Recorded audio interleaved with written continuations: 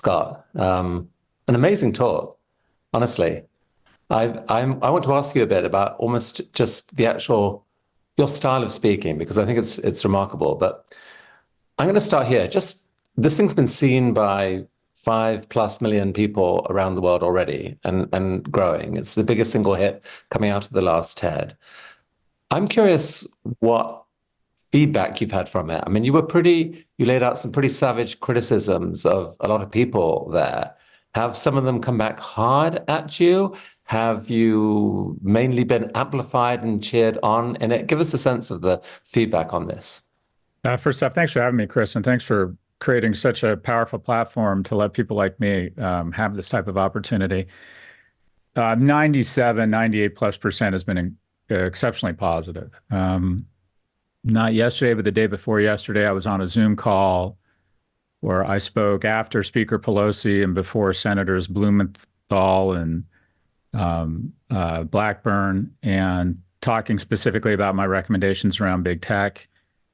I don't know if I'll be invited back because I did not hold back. But it's been, let me talk about it. It's been overwhelmingly positive. It's been everything from billionaires reaching out and saying, I have a philanthropy and I'd like your help allocating some of our resources, to someone sent me a screenshot of an account with $10 million in it and said, it's yours if you run for president in 2028. To which I responded, I have no interest in that, but I'd really enjoy spending the weekend in Vegas with you. It's been really positive. So the points of pushback that I think are interesting, and I want to be clear, I get it wrong all the time. I'd like to think that some or even most of this is directionally correct, but what I know for certain is some of it is wrong. I got pushback around Social Security from representatives, from seniors, that this is the most successful social program in the world, and that I shouldn't be demonizing old people for taking out something they've already contributed to. I've got pushback for fat shaming. So I've gotten, points of pushback, but I think that's important. I think that if you're going to make provocative statements, you need to be subject to pushback. And I would say that my goal is not to be right. It's to catalyze a conversation such that we can craft better solutions. And the thing that's been really rewarding about this dialogue is that when people send me very long emails, including from Congress and the Senate and people who run companies and nonprofits, the dialogue's been very civil. And I would say that the thing that I really enjoy or recognize about the TED community is I'm in a variety of different communities, whether it's TikTok or whether it's at different conferences where I say these things. And the dialogue this has inspired has been remarkably more civil. It's been more, I like this, I didn't like this, but I really appreciate that the medium is the message. People are more civil on LinkedIn than they are on Twitter, and I have found so far people are much more civil on TED than other platforms. Well, that's nice to hear. We definitely, though, don't want people to hold back. And I know that in the comments there are some people who've pushed back on specific aspects of the talk. But which of the various proposals and things that we could actually do about this problem do you think have most chance of actually moving forward? Because it's so wide ranging. It's like it's very hard for young people to get to college now, hard to get a house, and then all the way up to Social Security and so forth. Where do you think there's most traction, Scott? Something that might actually shift? I think there's already a movement underway to expand freshman class at elite colleges, to invest more in vocational programs, to reverse this vibe or gestalt of higher ed as a luxury brand and return it to being a public servant. I think that movement was already underway, and it feels like there's a lot of momentum there. And some of the stats have really freaked people out. There's 10-to-1 MIT employees for every person who teaches. So I've heard from the president of ASU saying, and the presidents of Purdue saying, come here. And they've been circulating my talk and raising money around the fact that they have not embraced this strategy. I think I've heard from quite a few people in the budget office and Congress people talking about things including eliminating capital gains tax or just having one income tax similar to what we had under Reagan instead of favoring the income that capital earns or wealthier people versus current income. I Mm. have heard a decent amount around the idea of just generally speaking, tax reform. How do we put more money in young people's pockets? And then from what I'll call the retail media, whether it's Morning Joe or The View, which I've been on since this talk, it's we need to change the narrative and stop criticizing young people and saying that their depression, their anxiety, their obesity is a function of their entitlement and not a function of public policy that people of my age have implemented. That, okay, maybe there is some truth to some of their disappointment. So let me, before we go into the other details on it, let me pick up that specific point because there is, I'm sure that some people watching this, maybe probably older people, would say, are you sure it's really this intentional thing as opposed to a consequence of just cultural cycles? So there's this quote that you all know by Michael Knopf that, hard times create strong men create good times create weak men create hard times. That there's an argument that we've been through so much prosperity that baby boomers raised a generation of kids who just grew up too comfortable, and that is where part of the problem is. You are powerfully arguing a different case. Is there any truth to that argument? I think in almost every generation before ours, I'll call it Gen X and baby boomers, there was a concerted effort to elect people who would think long term and make forward-leaning investments. If you think about Apple, Google, Nvidia, all of these companies, Moderna, that have added trillions of dollars in market cap, it's really they build a thick layer of innovation on top of investments that have been made by the most successful venture capitalists in history, and that's the US government with its limited partners, its investors, the middle class. And that there's a lack of that forward-leaning investment. Basically, the only thing that passes for bipartisan cooperation now is reckless spending. Republicans want more military spending and lower taxes. Democrats want more social spending and higher taxes, and they agree on lower taxes and more spending. So it does feel like we are being irresponsible, even reckless. The way I loosely describe it is $7 trillion in government spending, which juices the economy, $5 trillion in receipts. I'm in the club partying with champagne and cocaine, and the closest the young people get to the club is they can throw their credit card at me from downstairs, and I'll rack up more debt on their back so I can continue this prosperity. Even the markets right now, we don't want to talk about this. The markets are being supported right now by an additional $2 trillion in stimulus every year in the form of government spending that's beyond our revenues. In past generations, unless it was wartime, never would have engaged or supported that type of government spending. So I do think there's something different here. I think the financialization of everything, Chris, where, as they said in Jerry Maguire, more money used to be a bigger seat now in business class. Now it's a better life. And the fact that we haven't faced really any external threats to rally us together to create more comity of man or more patriotism, there just seems to be not the same sense of selflessness or investment mindset there's been with past generations. I mean, one of the most powerful aspects of the talk, and there were so many powerful aspects, was your juxtaposition of different stats. So Harvard, this explosive growth in the endowment, and no more students being admitted. I mean, you immediately know when you just put those numbers together that there's something very, very wrong with that picture. So powerful.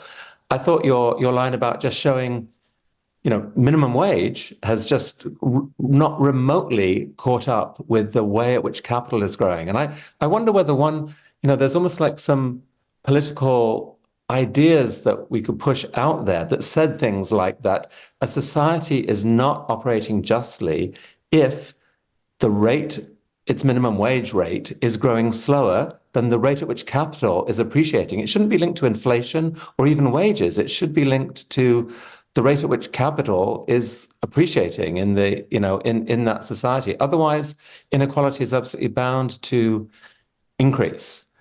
And I'm curious which others of those have landed. Like with Social Security, for example, I understand why people have pushed back. Do you see any workable kind of middle ground here where you could say, look, Social Security is important. We're not going to take the whole thing away, but we have to make it more just. We can't have it sucking more and more of the next generation's time. And like, what is the right metric to think about how much Social Security could be trimmed to be fair to the generation coming through? That feels like one of the biggest numbers. Right. So I've had a bunch of calls with people, different people in Congress and different PACs about Social Security. So means testing and moving the age back, right? I mean, the majority of people just even 100 years ago didn't participate in Social Security because they were dead by that time. Now they're living 20 and 30 years beyond that. People will say, well, I invested in it. I want it back. I'd say first, it's called a tax, not a pension fund, meaning that it might be distributed to other people. Two, people who live to be 85 take out 2 to 3 times more than they put in. So I think I'm not saying we should do away with it. I'm just saying if somebody, it should be means tested. The age should be pushed back to reflect that people are working much longer. Also, just basics. The person who put together the slides, Mia, makes $160,000 a year, and I'm allowed to say that with her permission. She's 26, very talented young woman. She pays $9,000 a year or 6% in Social Security. This year, I'll make 100 times that, and I'll pay, wait for it, $9,000 in Social Security income tax. It's capped for anyone making over $160,000. So if this generation is the wealthiest generation in history, why have we decided to cap Social Security for rich people?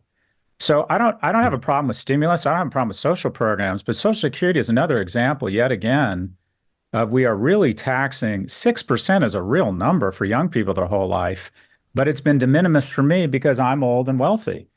So it's another example of how this transfer under the cover of dark, that wealthy people are in there saying, well, position this tax as onerous, but we're going to cap it like it's a good thing at 6%. Why is Jeff Bezos not paying 6% of his income into Social Security? It's an off-balance sheet item. It doesn't impact the deficit. It's funded every year. But right now, 40% of all government spending is allocated for programs that go to seniors. It's about to be 50% in 10 years at this rate, which means that crowds out investments in forward-leaning investments such as education and technology. And we also just need to acknowledge, and this sounds ageist, and it is, old people are less productive and more expensive.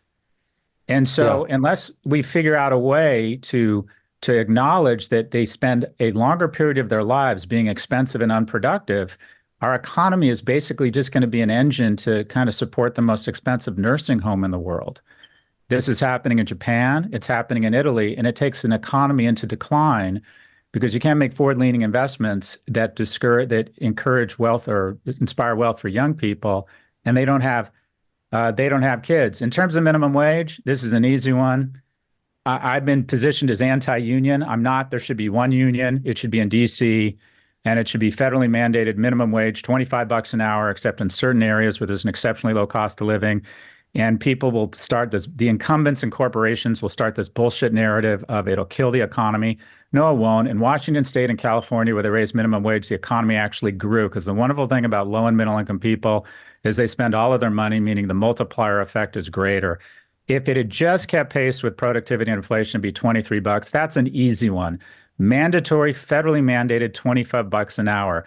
Would McDonald's and Walmart stock take a huge hit? Sure. Would a bunch of small businesses go out of business? Yes. And it'd be worth it. So, as you say, you don't hold back. And there were definitely a few things in the talk that provoked comment. So, Kyra Gaunt, I see in the chat, found your comment about diabetes a bit smug. She says there are epigenetics to consider. It's complicated for members of marginalized groups. And you say you've heard from other people on that. Do you want to clarify your view on that at all? It's a fair feedback as someone who was born to parents who are both tall and thin. So easy for you to say, Scott.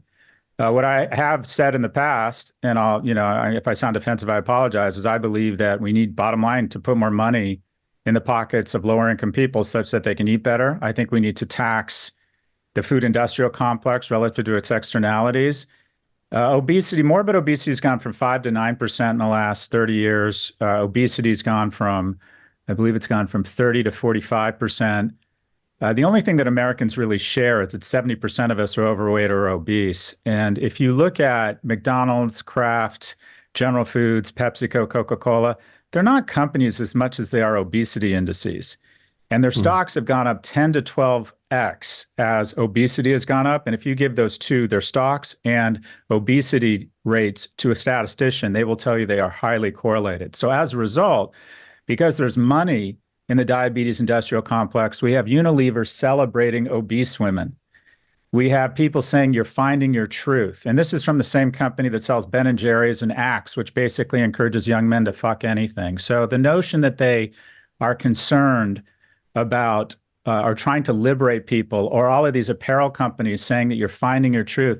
I want to go back to the 60s where Kennedy said it was American and patriotic to be in great shape. I used to train every year for the Presidential Fitness Awards, and that was seen as fat shaming, so they did away with it.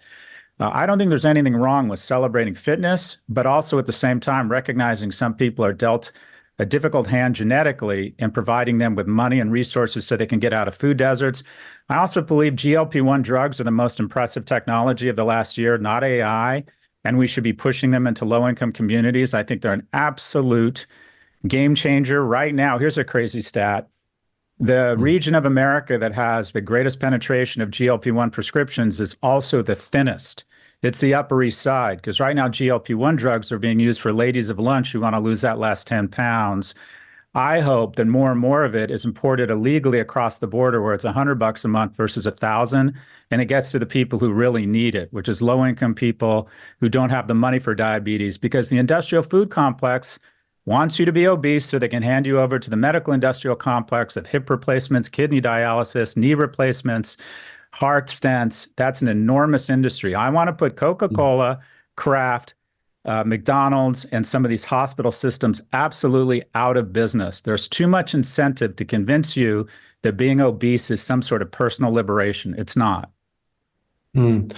So this is so interesting. Like somehow, and I feel this for Ted as well, we have to figure out how to have conversations about difficult topics that are respectful of people and you know, everyone's, as you say, has been dealt a different hand, but that don't ignore the basic facts of health or of science. And that is what is so hard to do in the current environment right now. We've all got frightened, I think, of saying the kind of thing that you just said. And there probably are still, I don't know, Kara, how you felt about what he replied there, but I feel like we need to do both. You know, we need to be provocative and also respectful. And I heard that in you, so I think that's cool.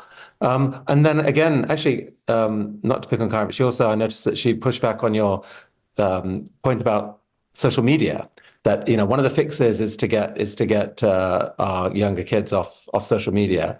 Points out, and I've felt this reading John Haidt's work myself, that those communities that people connect with on social media sometimes are incredibly beneficial. So you think of the kid who's queer or is struggling with something and doesn't find anyone in their community who they can connect with, finds a community online.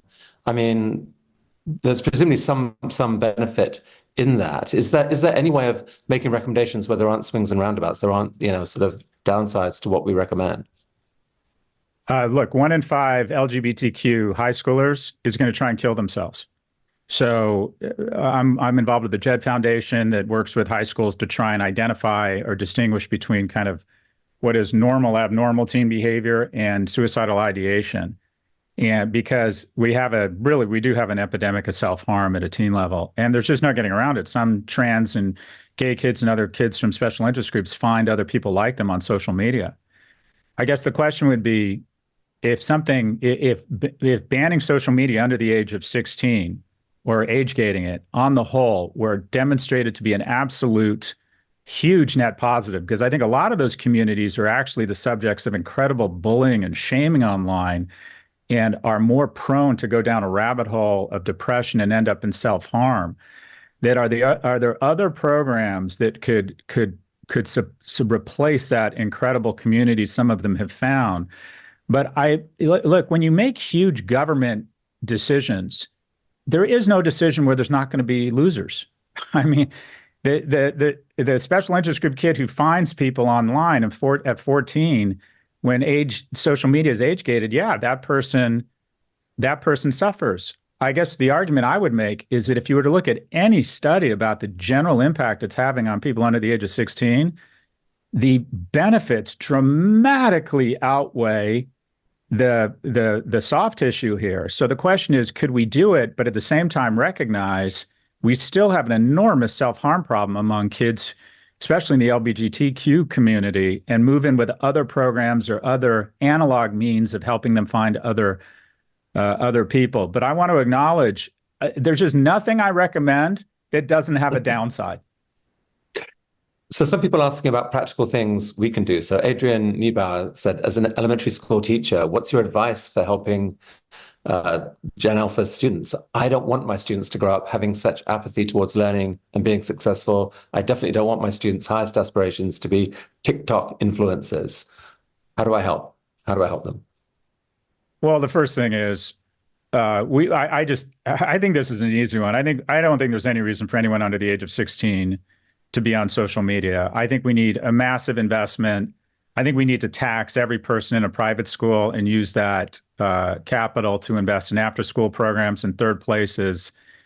I went to public schools all the way through graduate school. I went back to my high school, University High School, and 93% are kids of color. It's got the unfortunate designation of having the greatest proportion of kids who are classified as homeless in LAUSD.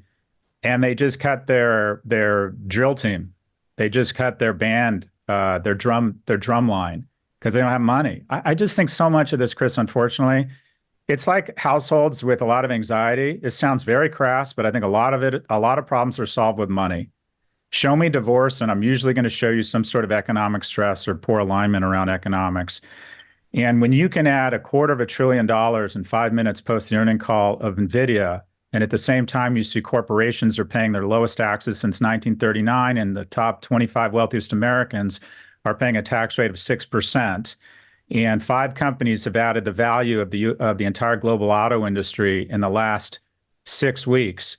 We have the resources. So I think a lot of this comes down to funding, giving kids more third places such that they're not staring at their phones, and also demanding that parents and demanding that entire school systems go phone free, and that there's no social media. And on a more tactical level, I absolutely think we need to ban or divest TikTok. I think it makes absolutely no sense to be raising a generation of civic, military, and nonprofit leaders who hate America, and it's all wrapped in cute dances. I just think it's insane that we would be this stupid. One of the wonderful things about America is our optimism, but one of the downsides of that is we're much easier to fool than convince we've been fooled. I think every day we're being fooled by TikTok. I think this is the most unbelievable propaganda tool in history. Unfortunately, it's not ours.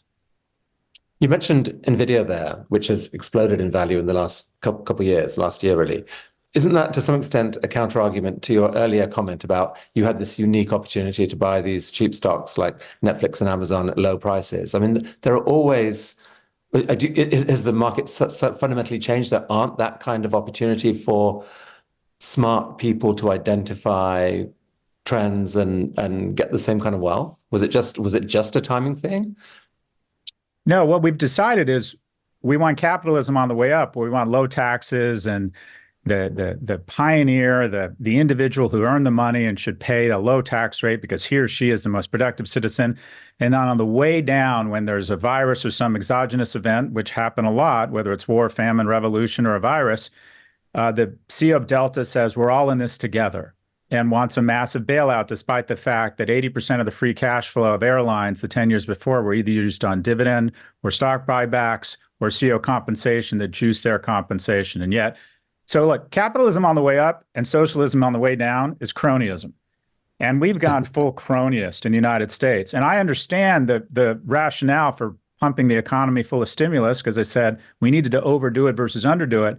But then no one suggested a special tax for the unbelievable champagne and cocaine disco party we've had in the markets. Markets are touching all-time highs right now. And the myth that my generation has fomented across the economy that young people take hook, line, and sinker is the following. There are 2 phases of everyone's life. There's investing, and then there's the harvesting phase. Investing is when you do your best to make more than you spend and save some money so you can deploy an army of capital that grows in your sleep such that you can have some security and some balance as you get older, and you begin harvesting. I'm entering the harvesting stage of my life where I'm no longer making as much as I spend. During the investment part of your life, when you're younger years, you want markets to crash. You want real estate that's inexpensive. You want a dollar cost average in at the low price. The reason I get to roll with you in London and I get to go to the south of France tomorrow, Chris, is because we let the markets crash in '08 and I got to buy Netflix at $12, which is at $6.50 now. What we've decided now purposefully is that we aren't going to let the markets have a natural cycle of disruption, that anytime the markets are threatened, we're going to weigh in with the credit card of our young friends, of our daughters and our sons, and we're going to artificially inflate and support the markets. That is nothing but a transfer of wealth. You need disruption. You need churn. These are purposeful decisions to protect old on the credit card of the young. I don't have a problem with stimulus, but for God's sakes, those of us who have benefited from it should pay it back. So there's a great question here from Brett McCall. So during this talk, there are an overwhelming number of points that are all delivered in an easy to understand way. That's true, by the way. It's really, I don't know of a talk where there's been such density of points, of facts that connect. Really remarkable. Anyway, he says, it leaves me charged with the desire to join, quote, the movement and make change. It's almost like a full semester worth of issues that could be movements, but there isn't an explicit community or movement to join. Scott, where would you suggest a starting place for someone who becomes inspired by your talk? It's hard to do this without being political, but try and find congresspeople or get involved in campaigns of people who are, one, talking about the deficit, talking about the war on young people, having difficult conversations. I mean, there's some very basics. And the speaker before me, Andrew Yang, final five and ranked choice voting. People who are going to be moderates, who are going to think long-term about society. I think we need absolutely more young people in Congress. So I would say political action, just being engaged. And then on a ground level, getting involved with local schools, getting involved in charities and efforts to help young people in special interest groups find third places, find places to find each other. I think all of this is somewhat couched in young people in an epidemic of loneliness. So anything you can do to create resources and opportunities for young people to get out of the house. I think it's up to parents to get their kids off. I mean, I think it's not what to do, it's what not to do. In terms of a political movement, I'm still waiting for a leader to come forward and say, I'm going to piss off everybody. Old people, you're going to hate me. Unions, you're going to hate me. Rich people, you're going to hate me. You know what we need? We need the biggest class traitor in history. Someone who shows up and says, are we going to decrease government spending or are we going to raise taxes? And the answer is yes. It's time to start acting like adults and paying it back to some of the incredible Americans who have made sacrifices such that we can enjoy this prosperity. I haven't seen that person yet, but politicians assume that that's an unelectable slate. And maybe they're underestimating the intelligence of their citizens. I think people are ready. Do you know what one of the top 3 issues among young people is right now? People think it's Middle East. It's not. That's like number 17 because of the zombie apocalypse of useful idiots on campuses that has been highlighted in media and in TikTok to give you the sense that every student is protesting. 2,300 arrests, 40 weren't students. I'm at NYU. 99.9% of the kids are just getting their shit done. The new president, undergraduate president of Columbia, is an Israeli girl. What we need. Anyways, one of the top issues for young people, one of the top 3, the deficit. So I just think we need a pragmatist who says, I am not going to ever insult anyone on the other side of the aisle personally to get on TikTok and raise money. I'm going to talk about really boring shit, tax policy, the deficit, teen depression, obesity, and I'm going to make big sweeping changes. And guess what? All of you are going to suffer, all of you. Because there's just no getting around it. We need to make a fraction of the sacrifices that a lot of Americans made 80 years ago. I don't know about you. I was very moved by the D-Day commemorations. But every generation up until this one has made real sacrifice for four generations except this one. So we need to catch up. I think people are ready for that. Scott, you've spent a lot of time giving advice, especially for young men. Do you think that the problem is has been especially bad for them for some reason, or that a disproportionate share of the solution will be found by fixing the problems that young men are facing right now? Well, all of these things are especially acute. So with a young man, and this is the thing, this is my passion project, 4 times as likely to kill themselves, 3 times as likely to be addicted, 12 times as likely to be incarcerated. It is, there has been no group globally that's ascended faster than women. More women globally are pursuing tertiary education, which is remarkable when you think about many nations don't allow women to pursue tertiary education. And twice as many women have been elected to parliament over the last 30 years around the nation, around the world. Now, domestically in the U.S., there has never been a cohort that has fallen further faster than young men. More women, single women own homes now than single men, which is fantastic. In urban areas, women are out earning men. These things are wonderful. We don't have a homeless crisis. We have a male homeless crisis. We don't have an opioid addiction crisis. We have a male opioid addiction crisis. And unfortunately, something that gets in the way of programs, Chris, is that because of the benefit, the massive benefit, privilege, and advantage that you and I received, we hold these young men accountable.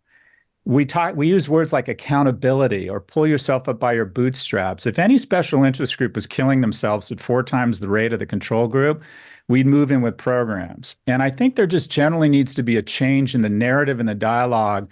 And we need to recognize that empathy isn't a zero-sum game. Gay marriage didn't hurt heteronormative marriage. Civil rights didn't hurt white people.